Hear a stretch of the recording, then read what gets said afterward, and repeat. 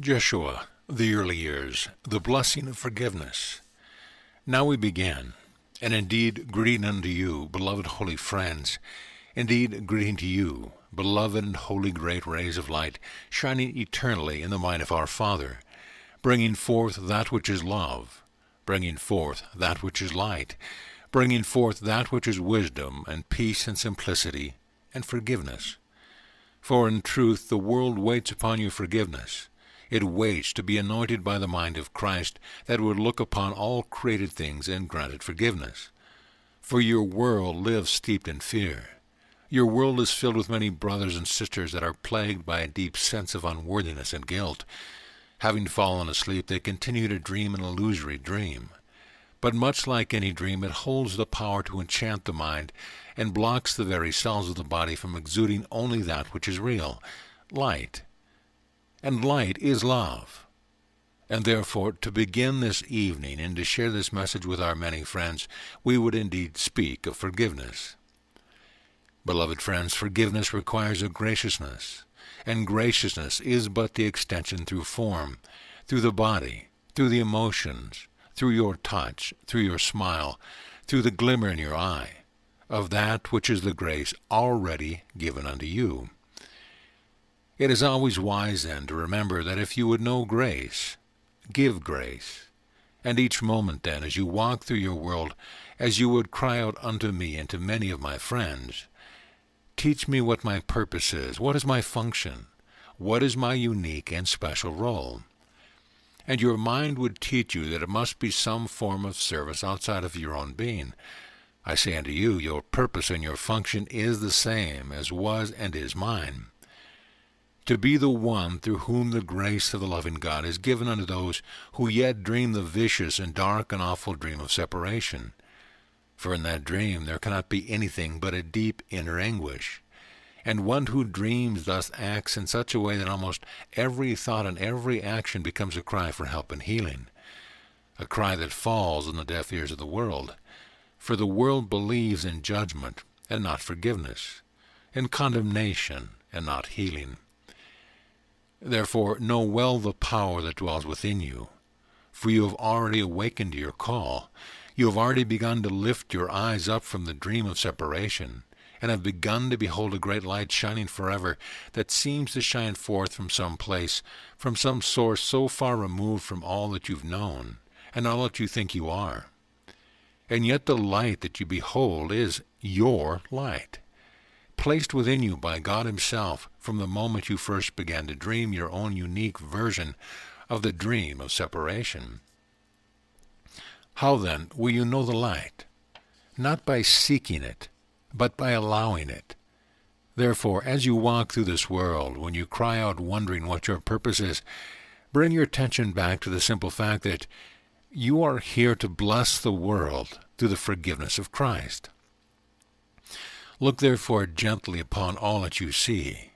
Learn to return the mind, the emotions, and as long as it lasts, even the body to peace, that the graciousness of Christ can flow forth through you unimpeded, unlimited, shining in its joy.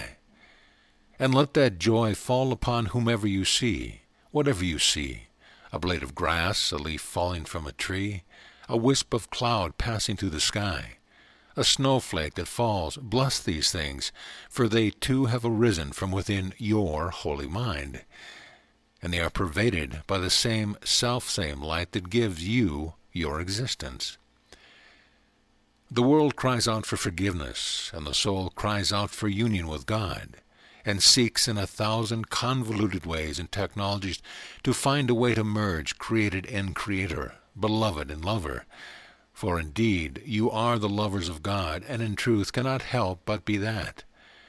For God does not create that which opposes Himself. Because you are a great ray of light shining in that one mind, while you are the created, you are the lover of God. And your peace and fulfillment will come to you fully when you have retrained the mind to settle for no other thought than that which expresses the joyful, heart-centered devotion to your Creator, not as a stern master apart from you, but as the presence of love itself, that ignites the very creative process whereby you have come into being. not to suffer the things of the world, not to dream the dream of separation. It was never necessary. It was just a momentary choice, but rather to extend all that God is. Therefore, if you would know your freedom and peace, use each moment to bring the attention of the mind back to the graciousness and the blessing of forgiveness. For as you forgive, you will learn that you have already been forgiven. And as you bless the world, you will know how blessed you truly are. And the day will come when you no longer fear the unlimited blessing of your Father, for you will know that all things are created for you out of love. That you never need to limit yourself at any moment within your consciousness, whatever world you might be playing and dancing within. Take then upon your shoulders my cloak, take upon your head my crown of light, for it is given unto you to be the embodiment of all that Christ is. And in truth, because only Christ is the creation of God, it is the only thing that you can be in reality. Now that means that if there is even one moment in your day when your thought and your mind would pull you to the perception that you are other than what you are created to be, it means that you, in that moment, have chosen to become identified with pure and utter insanity. I have said often that there is a choice between two emotions, love and fear. And two other words that could be used would be sanity and insanity. There is no gray area. You're either in one or the other. You might fool yourself and say, well, I'm really moving toward love, but I have to get through these certain things first, and then I might get there. Well, you are either home or you're away from home. You are either one with God or you are dreaming the dream of separation. One brings the reality of peace. One brings what seems to be insanity to this upside-down world of yours. The recognition that you are as you are created to be. And in this moment, you hold all power under heaven and earth to choose for peace, to extend only love, to forgive instead of judge, to be open instead of contracted. The way, then, is easy and without effort. It requires only that you make a deliberate choice, to surrender the perception and ideas you have ever held about anyone or anything, including yourself, that is anything other than the preciousness of the reality of Christ, and to allow the Holy Spirit then to bring forth these circumstances that can show you where you had once failed and chosen insanity, so that you can simply correct it.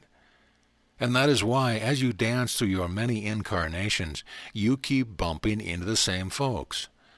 And the energies that each soul presents to you will continue to be presented ad nauseum until you have embraced that energy and owned it within your own being. And then through the reflection or the mirror of forgiving that energy, you begin the process of dismantling or dissolving that energy in your own being. For you are one and the same. You have never truly looked upon another at all. Your eyes would show you bodies that seem not to reside in the same place that your body does, but that's an illusion, because you don't have a body. There are bodies, but you do not have one. You do not dwell within it. It dwells within the holy expansiveness of the one mind that is incarnate upon the earth. Forgiveness is the bridge to healing.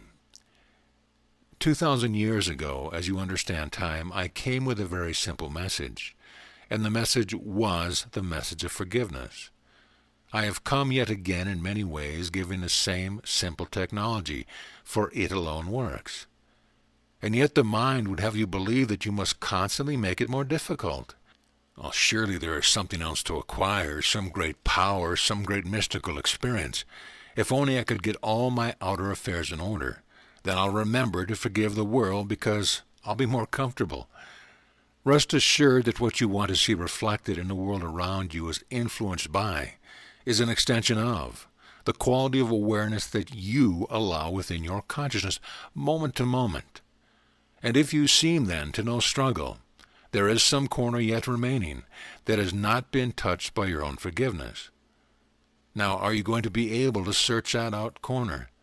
Many of you might try, but is it not easier to simply recognize that the Holy Spirit has already created the exact circumstance that you need to awaken? Therefore, if you would seek your path, open your eyes. Notice the place where you seem to be physically upon this earth. Notice who you seem to be with. Take a very deep breath and remember that all things are perfect, that this is your golden doorway, your eye of the needle. And if you would make the choice to simply be the presence of Christ and extend the gracious blessing of forgiveness, you will feel your restlessness begin to dissolve.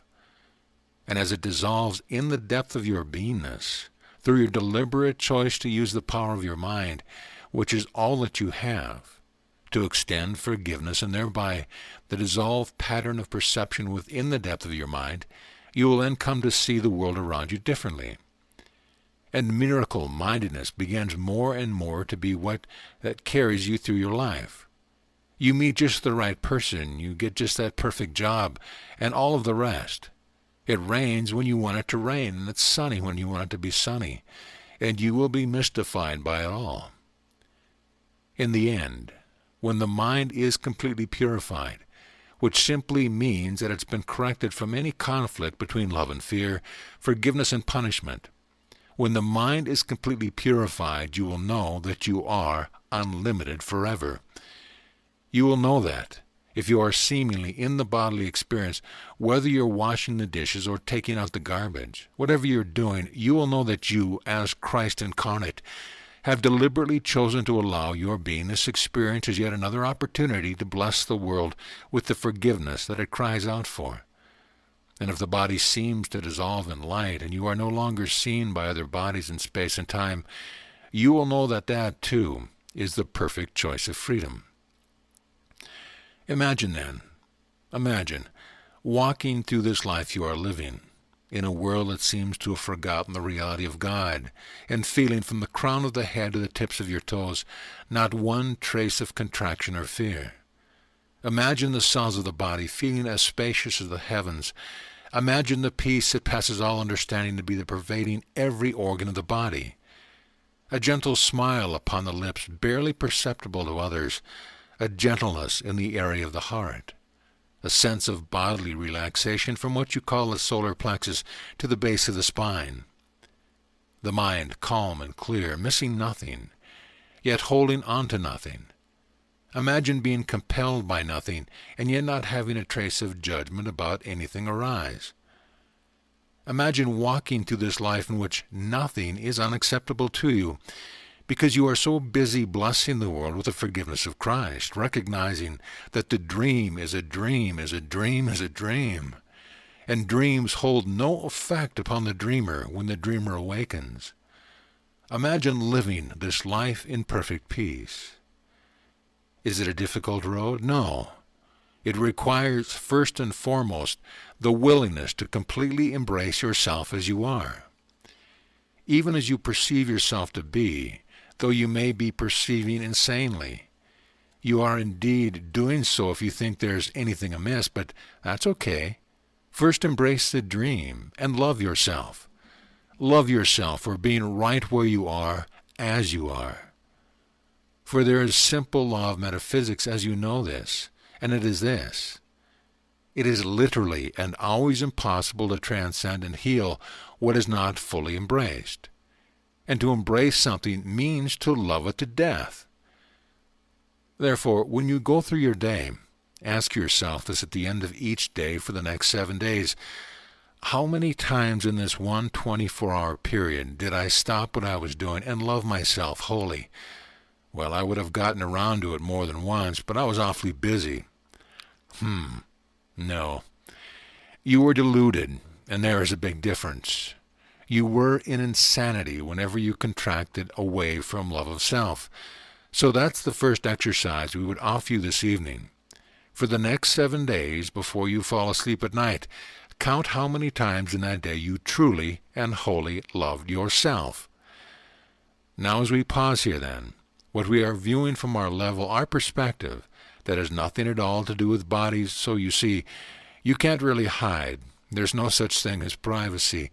What we are seeing is many minds contracting with guilt at the recognition that more often than not this day they've actually loathed themselves.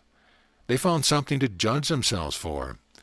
Oh, I'm too tall, I'm too short, I'm too fat, I'm too thin, I don't speak well enough, I don't have enough money, and on and on and on and on goes the list.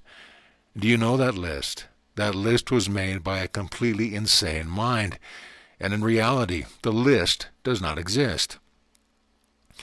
So remember then to pay attention if you notice yourself being in judgment of yourself. That is the opposite of love. So look upon the contraction in the mind that goes, oh my God, I don't think about that once today, loving myself. Love yourself right there and then, now.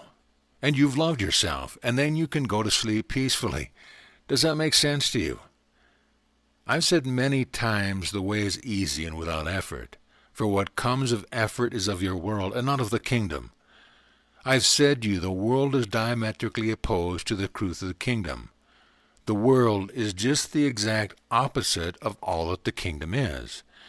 And if you're tightening the cells of the body and tightening the mind, fueled by fear and trying to make things happen, and they're not happening, that's a clear sign that somewhere you've forgotten the rest and the graciousness of self-love.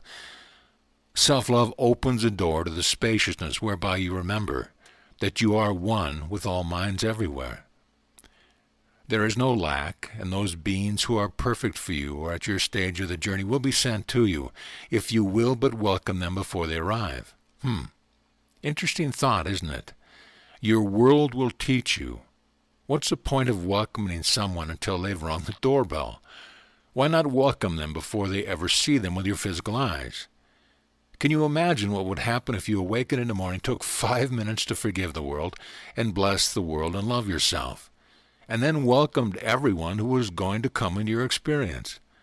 That day as an angel bringing you the opportunity to bless the world with forgiveness.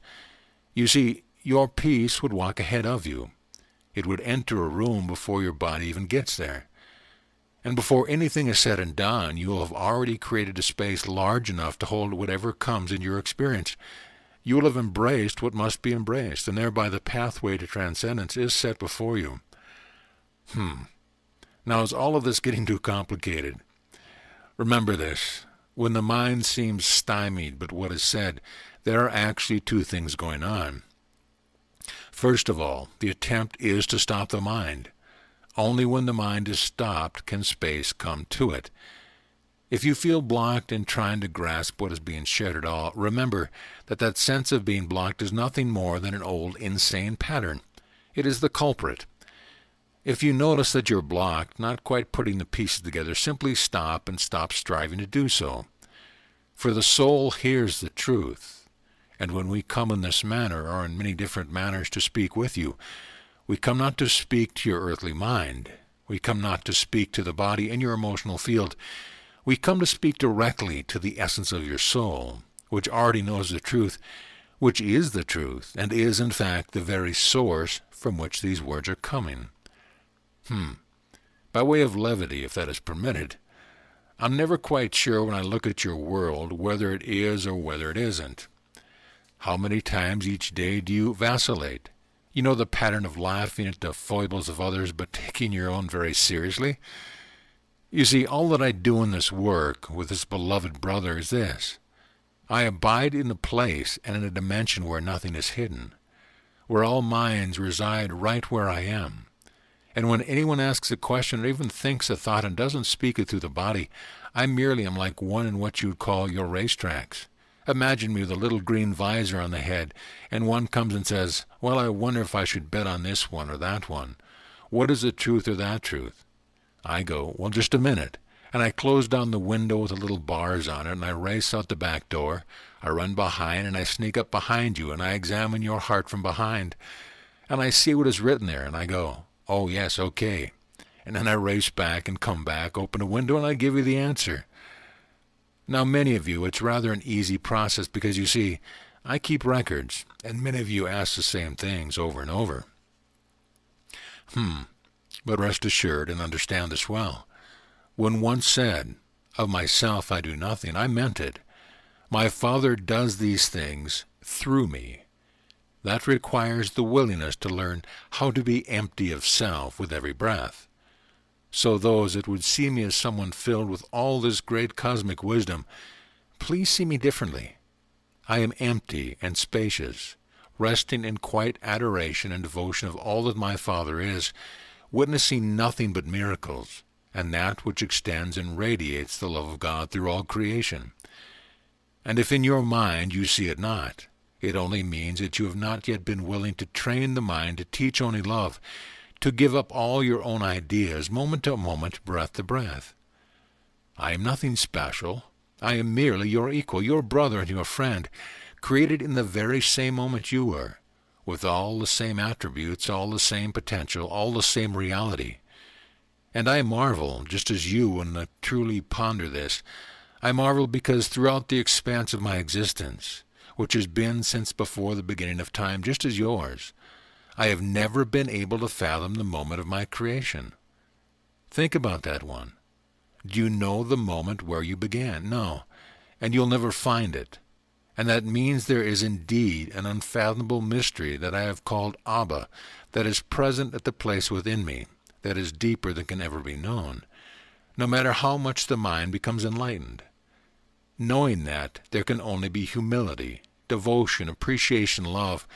There can only be the fulfillment of the truly only meaningful relationship that you can ever have.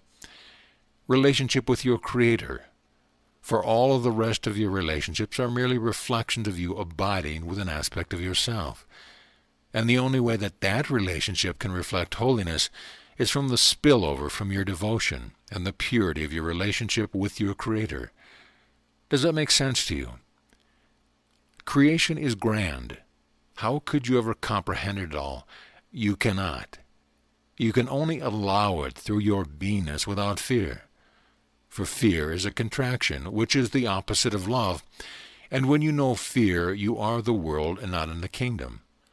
And so, beloved friends, I've revealed to you something about the nature of my own being. I am not a great master, as many would have me be, wanting to project unto me all manner of skills and abilities and powers because they are afraid of embracing these things themselves. And projection, what you have tried to regurgitate out of your soul and get rid of, is what makes your perception. So if those that would come into the temple to worship me as the Savior of the world would only stop and understand the truth that projection makes perception, they would see that they are literally creating the Savior they believe must be there out of the denial of who they are. That is why I've often said to those of you who would choose to build an altar, to have a room of prayer, whatever you call it, why do you have all those pictures of saints and masters from all over the world? Where is your picture? Rest assured, try that for 1 hour. Get a picture of yourself and treat it like you would. Pay homage to it like you would a picture of your favorite master. Place it upon your altar, light your candles and your incense, sprinkle it with holy water, whatever you want to do, whatever your rituals are, and then do nothing but relax and contemplate your own image.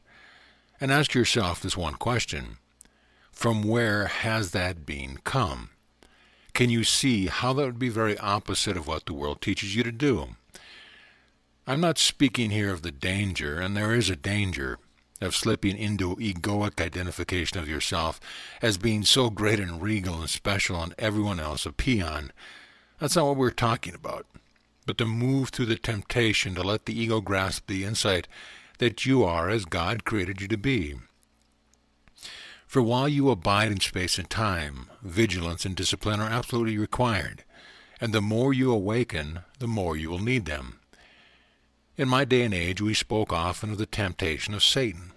The story that many of you know of my 40 days and nights in the desert, in which Satan himself came to tempt me, is a symbol, of course, that shows that the more power and light shines through you, the ego, the egoic energy that pervades your creation at this dimension, to a lesser degree other dimensions or planes, will always try to find a home in your mind. Always. Therefore, the more your light shines, the more what is called these little specks of darkness want to rush in and clog up your drain.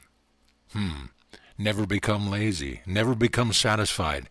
Keep wanting more and more of God. Selfishly demand it, and learn to be vigilant over what thoughts you are allowing into your mind. And be very careful.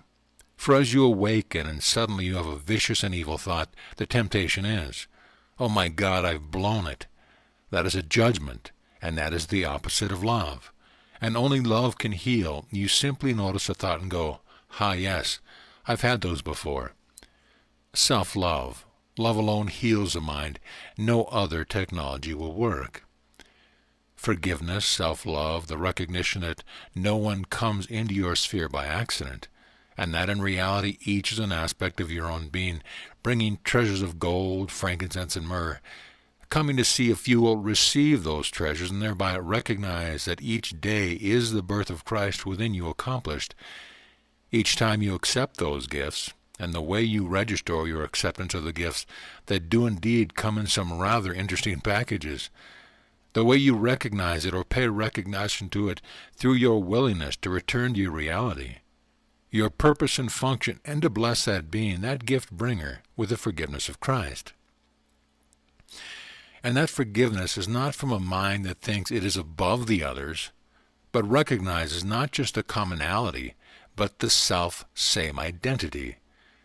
Do you see the difference? It is very important. Well, I forgive you, you poor, simple creature. No. I forgive you and bless you because you are who I am.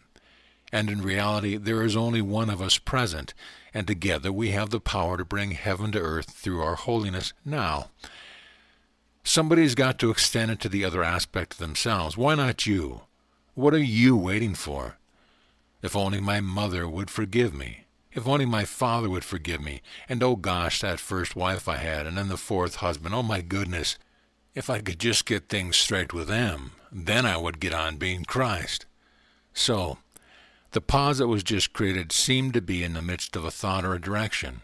And your second exercise is this. Abide at peace and become your own conduit for completing the direction or momentum of the thought that was given just before the pause. Does that make sense to you at all? If you will give yourself to the exercise, not just once but often, and in a relaxed mode, you will find that the process takes you deeper and deeper levels. And those of you that sincerely engage in that process will embark on a series of what you call insights or revelation. And it will assist you in refining the deep energies of your own mind. So would you be willing to do that? We shall see. Remember, there is no privacy.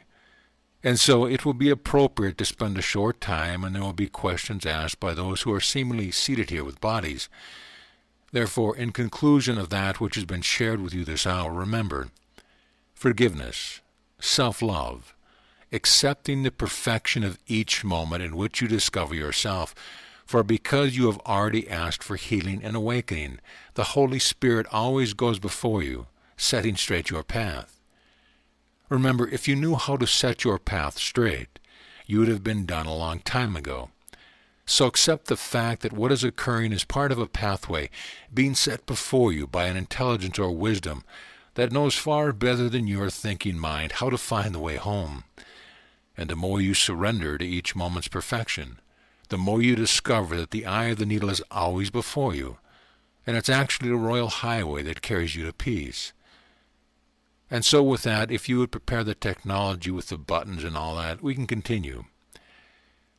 Jeshua, as we enter this very profound time of year, is there anything that you would recommend that we hold in our hearts? A request for winning lottery numbers would be nice. Beloved friends, you asked a question that must be filled with levity, so therefore I answered the question with levity.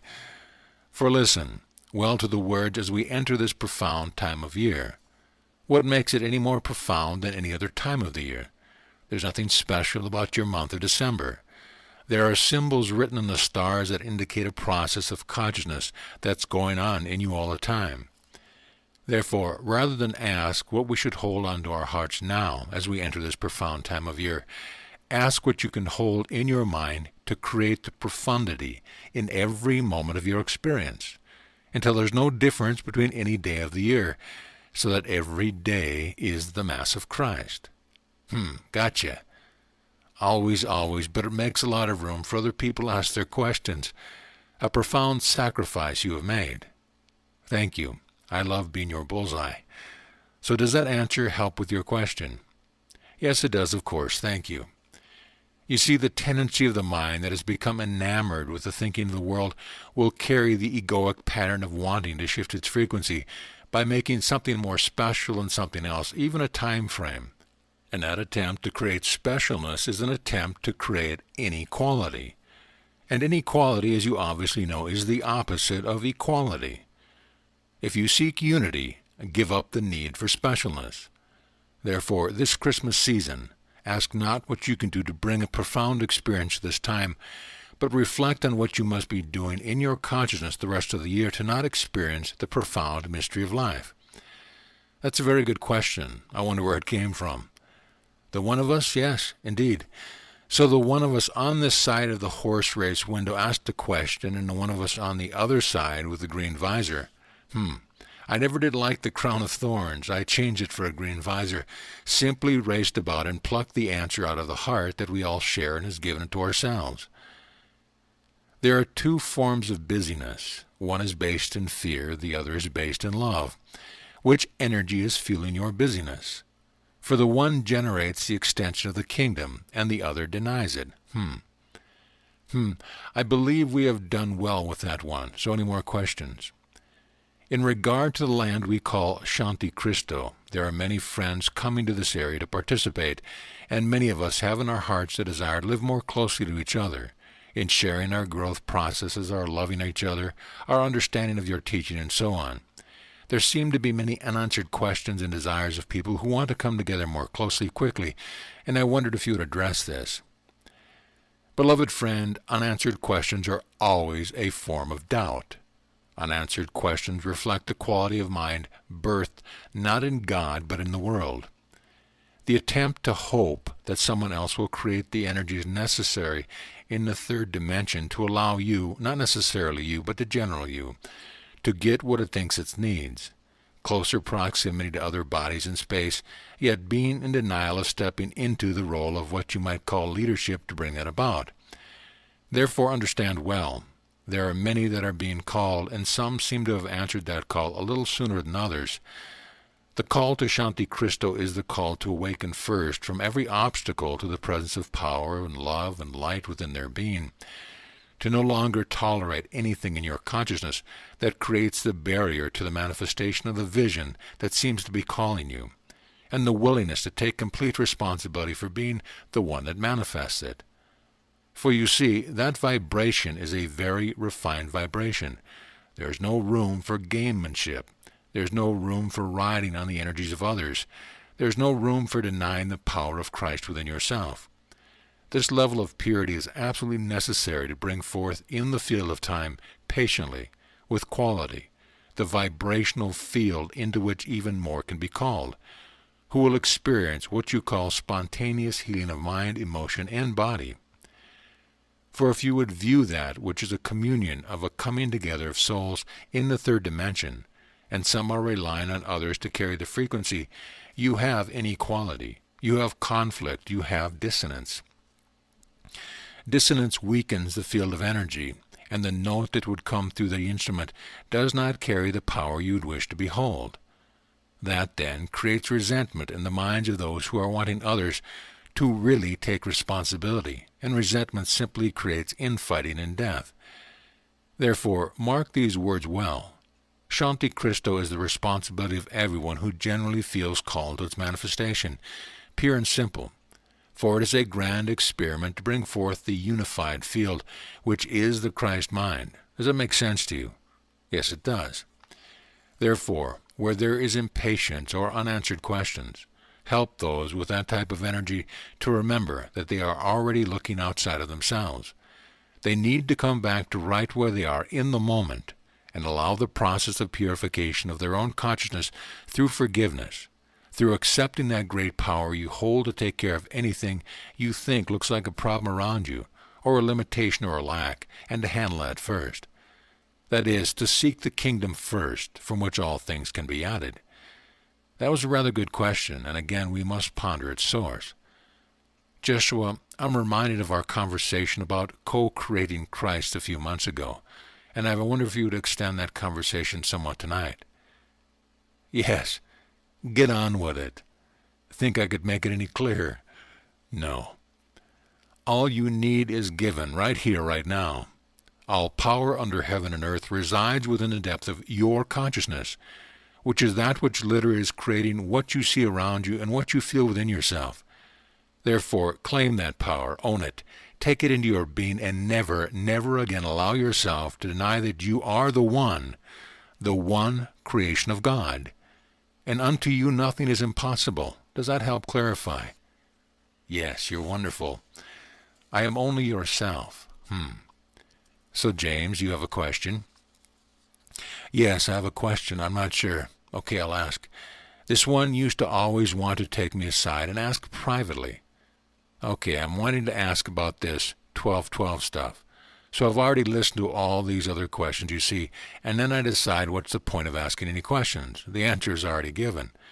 So what's the answer? So I'm still curious that there's nothing special. I understand yet, and yet the mind in me goes, there is this dimension that we operate on, and many other dimensions, and energy coming forth in waves. From where? From within us. And so then, what is this 12:12? Speak from the truth that is within the depth of your being. The desire for freedom to be made manifest upon this planet, that's coming forth, pouring forth from a lot of our hearts. From the one heart indeed, beloved brother, beloved friend, will have you spoken, for in truth, that which is being called 12:12 symbolizes an expression of the desire of the one mind to awaken from its dream. And have we not said that there are 4 keys to the kingdom? And is not the first desire? Therefore, you see, you did get it, right from the very core of the deepest truth. It is an expression of the desire of the mind of Christ to give up the dream of the dreamer. So you see, you knew after all. Beloved friend, there is only a small trace left of the deep pattern or tendency you've been dissolving through many lifetimes, the pattern and tendency not to trust yourself.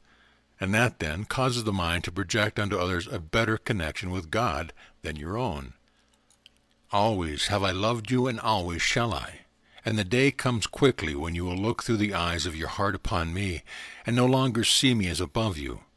You will see in me the shining radiance of your perfect equality with me, and then indeed the dance can begin. Yea, yet another timely question, so how are you all doing? These what you call gatherings of the family will now commence and will grow, and remember, with patience, without doubt, trusting and allowing the perfect unfoldment. And if you think it's not unfolding perfectly, don't look outside yourself. Go back to the question. Did I love myself today? How many times did I express forgiveness to the world? Am I, pardon the vernacular, cleaning up my own act? Because remember, this world is nothing more than a grand act. So with that, we can bring this time to a close. For what was needed to be shared has been shared, and the questions asked are the questions also. Not necessarily the same words, but the same essence. They are carried in many of your brothers and sisters, and therefore accept my blessing as my equal. Please take the cloak from my shoulder and the crown from my head and adorn yourself, and then go and do likewise for your brother and your sister. Be you therefore at peace in this moment and always. Be you therefore the light that lights this world in simplicity and grace and a gentle smile. Be you therefore awakened in this moment to the truth of your own reality. Be you therefore of good courage, for I have overcome the world, and in that moment so did you. If it is completed in me, it must be completed in you, because there is only one of us here. Can you then accept that you already faced crucifixion? You don't have to repeat the process. Can you accept that the ascension is already done? Can you be, will you be, the embodiment of the truth that sets all things free? Can there be any other use of time? Blessings then be upon the one who shines brightly forever in the mind of God, who has created us we know not when or how, and that truth is inescapable. My love to each and every one of you, for in you I see the reflection of myself, and know the grandeur and radiance and beauty and love that my Father is, and I praise my Father without ceasing. Amen. So ends the blessing of forgiveness.